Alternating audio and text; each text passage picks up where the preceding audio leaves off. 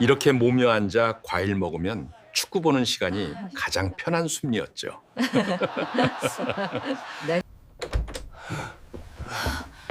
아빠, 무슨 일 있으세요? 선생님, 지금 콩팬 기능이 5%밖에 남지 않았습니다. 만약 당신이 50세가 넘었고 이 중에서 단 하나라도 익숙하게 느껴진다면 저는 부디 그냥 넘기지 않으셨으면 합니다. 왜냐하면 제 진료실에서 제 앞에 앉았던 수많은 환자들 역시 바로 그런 사소한 느낌들로 자신의 이야기를 시작했기 때문입니다. 알려르기도 아는데 밤에 가려워서 굶어도 전혀 나아지지 않았어요.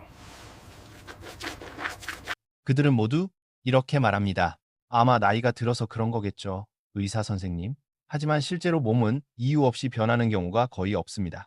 몸은 언제나 신호를 보내고 있습니다. 다만 우리가 그 신호를 너무 오래 무시해 왔을 뿐입니다. 아침에 일어나면 얼굴이랑 눈꺼풀이 조금 붕어 있어요. 지난 30여 년 동안 저는 한국에서 매일 내과 진료실에서 일해왔습니다. 제가 가장 마음 아파하는 것은 병이 이미 너무 심해진 사례가 아니라 환자분들이 제 눈을 바라보며 이렇게 말하는 그 순간입니다. 조금만 더 일찍 알았더라면요. 왜냐하면 국내 의료 통계에 따르면 60살이 넘은 사람들 가운데 절반이 넘는 분들이 여러 단계의 신장 기능 저하 징후를 보이고 있음에도 불구하고 대부분은 그 사실을 전혀 모르고 있기 때문입니다. 요즘은 소변에 거품이 많고 한참이 지나도 잘 사라지지 않아요. 정말로 걱정해야 할 점은 그 숫자 자체가 아니라 신장은 몸이 뚜렷한 경고를 보내기 전에 이미 기능의 거의 절반에 가까운 부분을 잃을 수 있다는 사실입니다.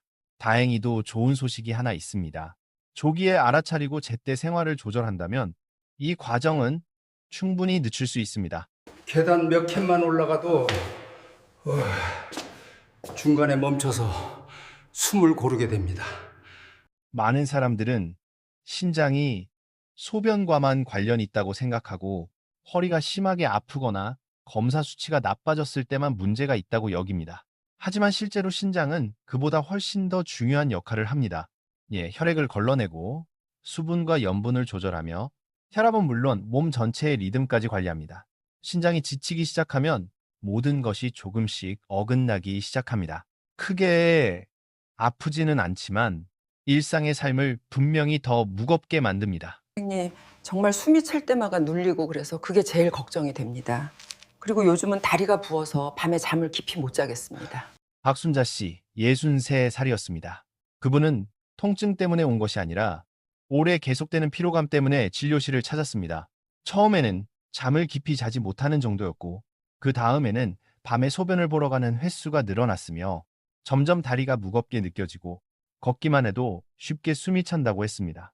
그럼에도 불구하고 일상생활은 그대로 유지하고 있었고 식습관도 스스로는 아주 건강하다고 생각하고 있었습니다. 술도 마시지 않고 담배도 피우지 않았습니다. 저는 그냥 기운 보충하려고 과일을 좀 더 먹었을 뿐이에요, 의사 선생님. 그분은 아주 자신 있는 표정으로 그렇게 말했습니다. 신장병 진단을 받은 적은 없었는데 검사 결과를 보니 몇 년 전보다 신장 기능이 떨어져 있다고 하더군요.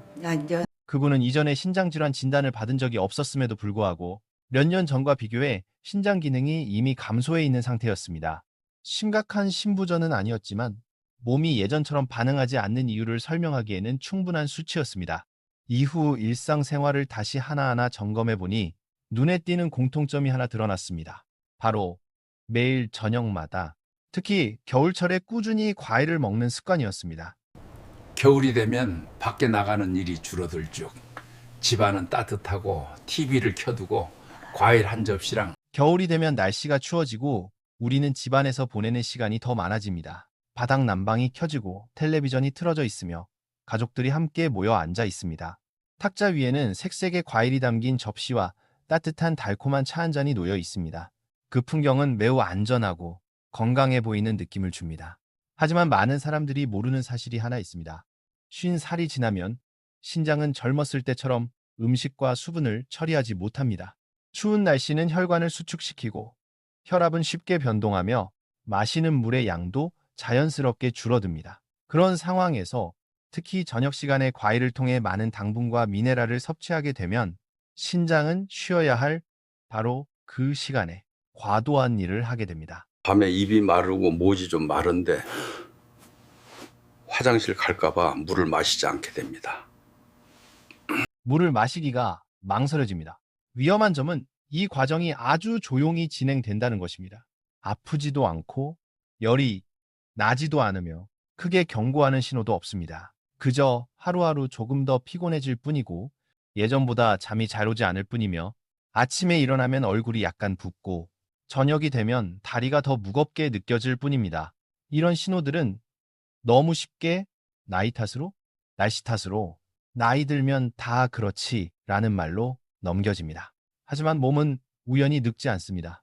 몸은 일정한 흐름과 규칙에 따라 변해갑니다.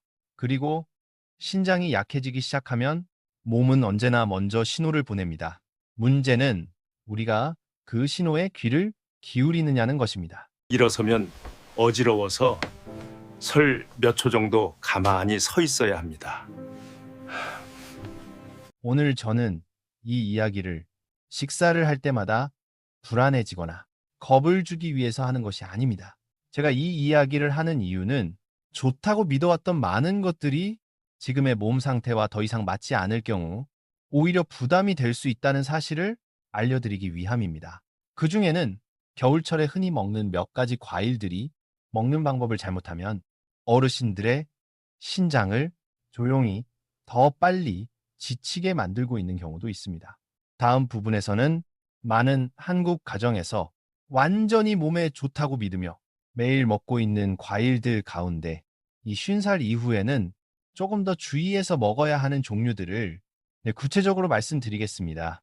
그리고 더 중요한 것은 비싼 약도 필요 없고 극단적인 시기, 제한도 없이 신장을 보호할 수 있는 아주 간단한 조절 방법을 함께 알려드리겠습니다. 제대로 이해하고 제대로 실천하기만 한다면 당신의 신장은 아직 충분히 쉬고 회복할 기회를 가지고 있습니다. 하루가 끝나갈 쯤이면 이유 없이 피곤하고 괜히 짜증이 납니다. 여기까지 이야기를 하면 저는 종종 맞은편에 앉아 계신 분이 오랫동안 말없이 조용해지는 모습을 봅니다. 그분들이 이해를 못해서가 아닙니다. 자기 집 부엌을, 자신의 식탁을 조용히 다시 떠올리기 시작하기 때문입니다. 많은 분들이 깨닫습니다. 그동안 수년간 건강을 챙긴다고 믿어왔던 것들이 이 나이의 몸에는 더 이상 맞지 않을 수도 있다는 사실을 말입니다. 그리고 바로 그 순간부터 저는 제 진료실에서 반복해서 등장해온 겨울철 과일들에 대해 조금 더 분명하게 이야기하기 시작합니다. 첫 번째로 거의 빠지지 않고 언급되는 것이 바로 제주귤입니다. 한국의 겨울에 귤이 없으면 허전하다고 느끼는 분들이 많습니다. 거실에 한 상자 놓아두고 텔레비전을 보며 하나씩 까먹는 그 느낌은 참 편안합니다. 귤은 작고 단맛이 부드럽고 비타민이 풍부하다는 이미지까지 더해져 대부분의 사람들은 내가 지금 몇 개를 먹고 있는지를 스스로에게 묻지 않습니다. 하지만 많은 분들이 모르는 사실이 하나 있습니다. 귤에는 칼륨 함량이 결코 낮지 않습니다. 젊을 때는 신장이 여분을 비교적 쉽게 배출해주지만 예순을 넘기면 여과 속도가 느려지면서 며칠만 연속으로 많이 먹어도 칼륨이 혈액 속에 쌓이기 쉬워집니다. 저는 65살 남성 환자 이재훈 씨를 만난 적이 있습니다. 그분은 저녁마다 가슴이 두근거리고 맥박이 고르지 않은 느낌 때문에 내원하셨습니다.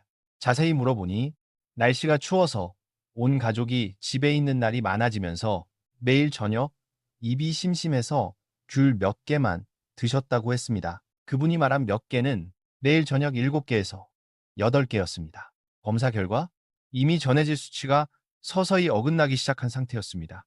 그분이 가장 놀랐던 점은 짜게 먹지도 않았고 패스트푸드도 전혀 먹지 않았다는 사실이었습니다. 문제는 오직 귤, 그가 전혀 해롭지 않다고 믿어왔던 음식이었습니다. 두 번째로, 많은 어르신들을 놀라게 하는 것은 곶감입니다. 곶감은 많은 분들에게 어릴 적 기억과 가을과 겨울의 따뜻한 분위기를 떠올리게 합니다.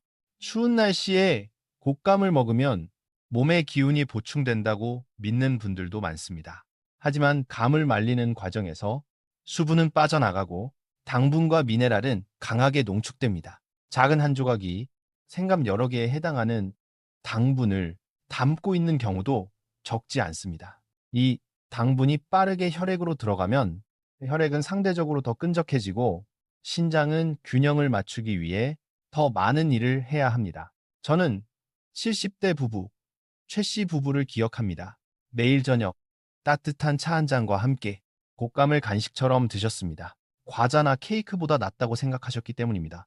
하지만 몇 달이 지나자 두 분 모두 변비가 심해지고 혈당이 흔들리기 시작했으며 신장 기능도 경미하게 떨어졌습니다. 많이 드신 것도 아니었습니다. 그저 매일 빠짐없이 드셨을 뿐입니다.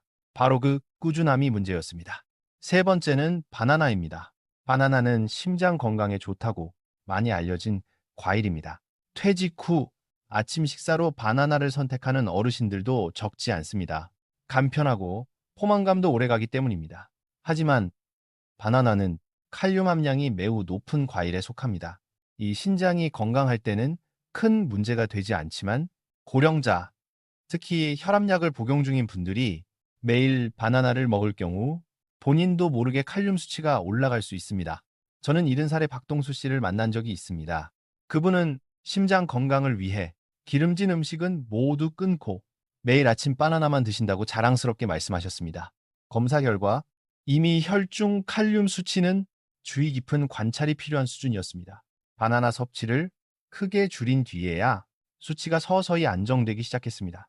그분은 설명을 듣기 전까지 바나나가 문제가 될 수 있다고는 전혀 상상하지 못했다고 했습니다. 네 번째는 키위입니다. 키위는 소화를 돕고 피부에 좋고 면역력을 높여준다고 자주 언급됩니다. 그래서 한 상자씩 사두고 매일 저녁 건강 관리 차원에서 먹는 분들도 많습니다. 하지만 키위 역시 상대적으로 칼륨 함량이 높은 과일입니다. 이미 하루 동안 염분과 단백질을 충분히 섭취한 상태에서 저녁에 키위를 더하면 하루 종일 일해온 신장에게 추가 부담이 됩니다. 62살 여성 환자 한 분은 변비를 줄이기 위해 매일 밤 키위를 드셨다고 했습니다. 몇 달 뒤 잠이 잘 오지 않고 심장이 빨리 뛰는 느낌이 들며 복부 팽만감이 심해졌습니다. 생활 습관을 다시 살펴보니 저녁 키위 습관이 가장 분명하게 드러났습니다. 섭취 시간과 횟수만 조절해도 증상은 눈에 띄게 호전되었습니다. 마지막은 유자차입니다. 유자차는 겨울철에 목을 따뜻하게 하고 감기를 예방해준다고 알려진 아주 흔한 음료입니다. 하지만 시중에 판매되는 대부분의 유자차는 실제로 당분 함량이 매우 높습니다. 물을 대신에 하루 종일 마시게 되면 혈당이 쉽게 흔들리고 신장은 이를 맞추기 위해 더 많은 수분을 끌어와야 합니다. 이미 신장 기능이 떨어진 분들에게는 결코 가벼운 부담이 아닙니다. 제가 늘 강조하는 것은 이것입니다. 어떤 과일도 자연스럽게 나쁜 음식이 되는 것은 없습니다. 문제는 몸은 변했는데 습관은 그대로라는 점입니다. 30살에는 괜찮았던 것이 60살에는 과할 수 있습니다. 조절하지 않으면 말입니다. 다음 부분에서는 신장이 상태가 나빠지기 전에 아주 작게 보내는 신호들에 대해 좀 더 자세히 말씀드리겠습니다. 많은 분들이 이미 한 번쯤 겪어봤지만 나이 들어서 그렇다고 넘겨버렸던 그 신호들 말입니다. 여기까지 이야기를 들으면 많은 분들이 저에게 거의 같은 질문을 하기 시작합니다. 그럼 제 신장이 어느 정도나 지쳐 있는지 어떻게 알 수 있나요? 이 질문은 스스로의 몸에 관심을 갖기 시작했다는 신호이기도 하지만 동시에 안타까운 현실을 드러내기도 합니다. 많은 사람들이 검사 수치가 이상하게 나와서야 비로소 신장을 떠올리지만 사실 신장은 훨씬 이전부터 이미 신호를 보내고 있기 때문입니다. 신장은 쉽게 불평하는 장기가 아닙니다. 문제가 생겨도 위가 아플 때처럼 심한 통증을 만들지도 않고 숨이 찰 때처럼 즉각적인 불편함을 주지도 않습니다. 신장이 하는 일은 몸의 생활 리듬을 아주 미세하게 조정하는 것입니다. 그 변화가 너무 미세해서 많은 사람들은 그것을 받아들이며 나이 들어서 그런 거지 라고 부릅니다. 제가 가장 먼저 이야기하는 신호는 아침의 변화입니다. 아침에 일어났을 때 얼굴이 평소보다 무거운 느낌이 들고 눈꺼풀이 살짝 붓거나 안경이나 반지가 예전보다 꽉 끼는 느낌을 받는 분들이 많습니다. 처음에는 가끔 나타나다가 점점 거의 매일 반복되기도 합니다. 많은 분들이 전날 저녁을 짜게 먹어서 그렇다거나 잠을 잘 못 자서 그렇다고 생각합니다. 하지만 이런 상태가 자주 반복된다면 밤사이 신장이 여분의 수분을 완전히 배출하지 못하고 있다는 신호일 수 있습니다. 그 다음으로 흔한 신호는 하루가 끝날 무렵 느껴지는 다리의 무거움입니다. 양말을 벗었을 때 자국이 깊게 남고 쉽게 사라지지 않거나 발목을 눌렀을 때 잠시 움푹 들어갔다가 천천히 돌아오는 경우도 있습니다. 이것은 단순히 오래 서 있었거나 많이 걸어서 생기는 문제가 아닙니다. 몸속의 수분과 염분이 제대로 배출되지 않고 남아있다는 뜻이며 이 조절은 원래 신장의 역할입니다. 신장의 기능이 떨어지면 몸은 배출되어야 할 것들을 조용히 쌓아두기 시작합니다. 또 하나 자주 놓치는 신호는 소변의 변화입니다. 소변을 세게 보지 않았는데도 거품이 많아지고 거품이 두껍고 오래 사라지지 않는 경우입니다. 많은 분들이 물을 적게 마셔서 그렇다거나 변기 문제라고 생각합니다. 하지만 이런 현상이 반복된다면 신장이 걸러내야 할 것들이 밖으로 새어나오고 있다는 신호일 수 있습니다. 이는 여과 시스템이 지치기 시작했다는 신호입니다. 혈압의 변동도 중요한 단서입니다. 예전에는 비교적 안정적이던 혈압이 요즘 들어 어떤 날은 높고 어떤 날은 낮아진다고 말하는 분들이 많습니다. 생활 습관이 크게 변하지 않았는데도 그렇다면 신장의 역할을 생각해 볼 필요가 있습니다. 신장은 수분과 염분의 균형을 통해 혈압 조절에 직접 관여합니다. 신장이 약해지면은 혈압도 함께 불안정해지기 쉬우며 특히 혈관이 수축하는 겨울철에는 그 변화가 더 두드러집니다. 또 하나 빼놓을 수 없는 신호는 지속적인 피로감입니다. 무거운 일을 해서 피곤한 것이 아니라 충분히 잤는데도 몸이 개운하지 않고 몸이 무겁고 예전처럼 걷거나 외출할 의욕이 줄어드는 상태입니다.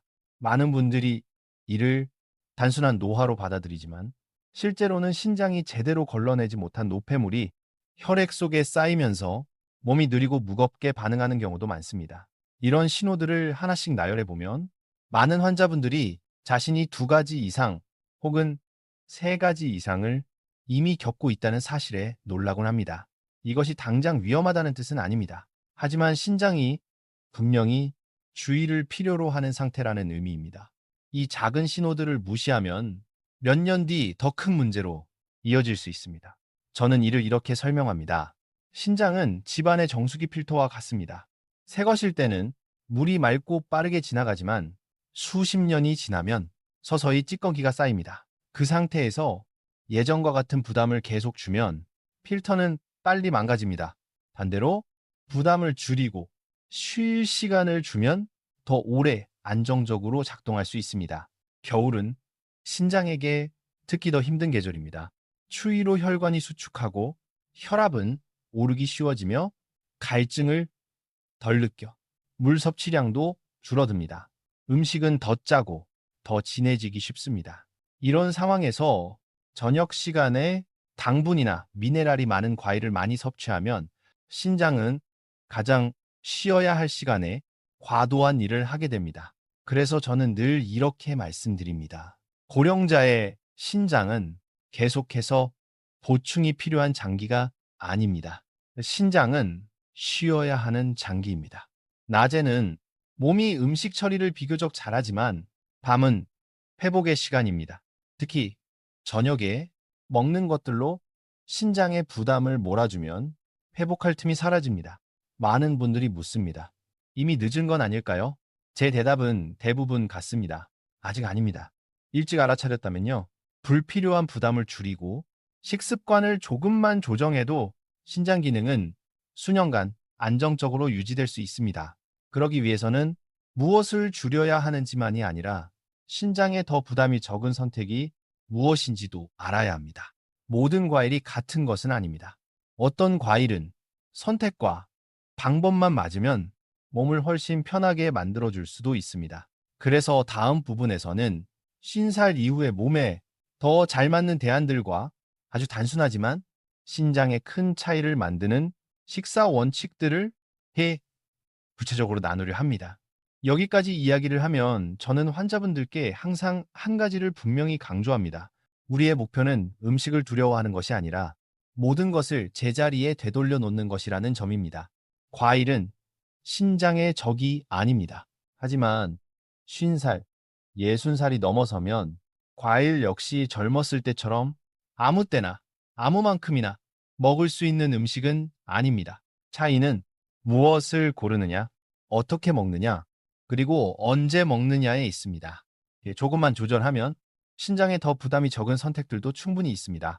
너무 달지 않고 미네랄 함량이 과하지 않은 과일을 적당한 양으로 낮 시간대에 먹는 것이 대체로 신장에 부담이 덜 됩니다.